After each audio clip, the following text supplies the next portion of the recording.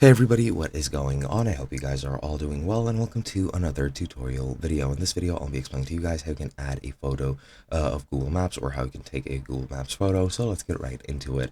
Now, as you can see, I'm using the PC version for this. However, you can use the mobile version as well, and you can pretty much make the same exact, photos. So let's get right into it. Now, on the PC version, you can very easily just click print screen to print the image on the screen and then truncate it to only the Google Maps window. And once you do that, you'll have a screenshot of Google Maps. Of course, on your mobile device, you can very easily just go ahead and take a screenshot of your screen on while you're in Google Maps, and that's going to make the same exact result. Now, other than that, you can also use a screenshot or screen snipping tool to take screenshots from Google Maps on PC. However, that is entirely up to you.